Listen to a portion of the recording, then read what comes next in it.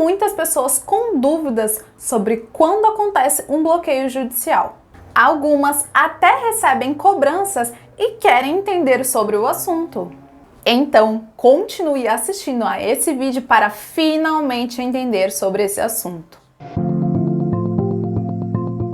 Dívidas podem causar muitos problemas para as pessoas e quando elas chegam na fase judicial, isso pode piorar.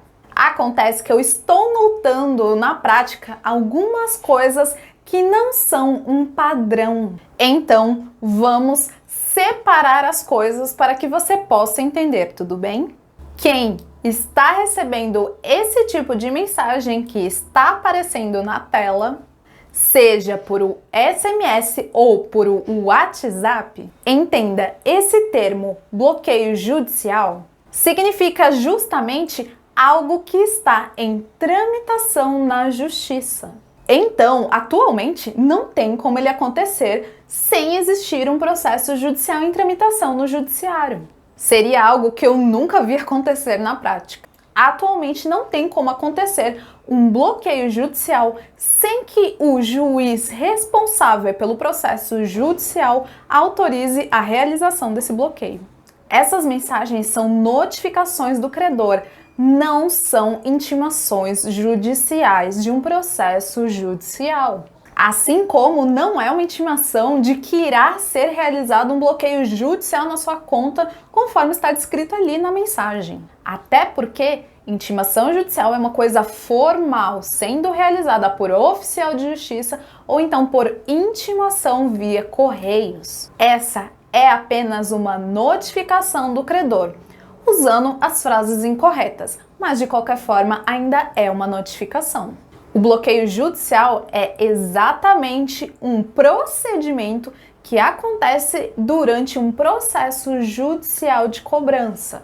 Atualmente, ele não tem como existir sem a existência de um processo judicial em tramitação na justiça. O juiz do processo tem que autorizar a realização desse bloqueio.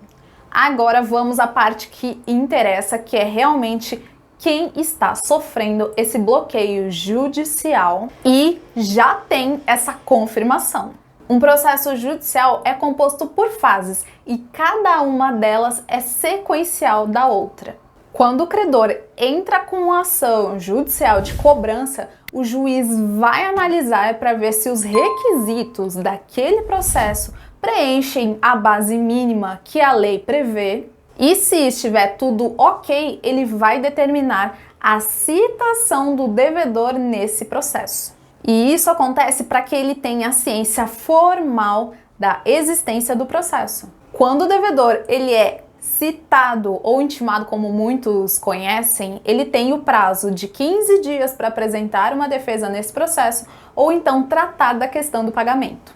Então vamos lá para a sequência de como isso funciona para ficar mais fácil de você entender. Início da ação, citação ou intimação do devedor, como muitos conhecem, prazo para cumprimento do pagamento ou apresentação de defesa, e se nenhum desses prazos for cumprido pela pessoa, o processo entra na fase de penhora em que é realizado o bloqueio judicial.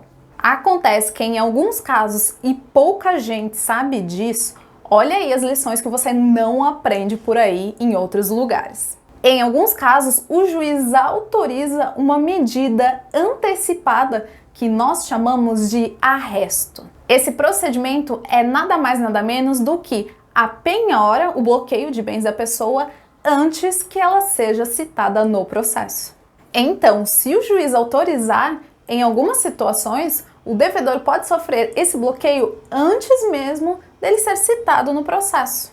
Então, o bloqueio judicial acontece em processos que se encaixam nessas situações que eu acabei de descrever. Quando há um processo judicial de cobrança em tramitação no judiciário, é possível acontecer um bloqueio judicial e sem prévio aviso, como eu já havia explicado como funciona na questão do arresto. Por isso, também pode acontecer sem prévio aviso à pessoa. E quando o bloqueio judicial acontece, a pessoa precisa sim de um auxílio profissional de um advogado para tratar desse problema. um especialista que trabalhe com isso e que realmente vai ajudar você a tratar desse processo. Se você está passando por esse problema, eu tenho um vídeo que trata exatamente sobre esse assunto aqui acima.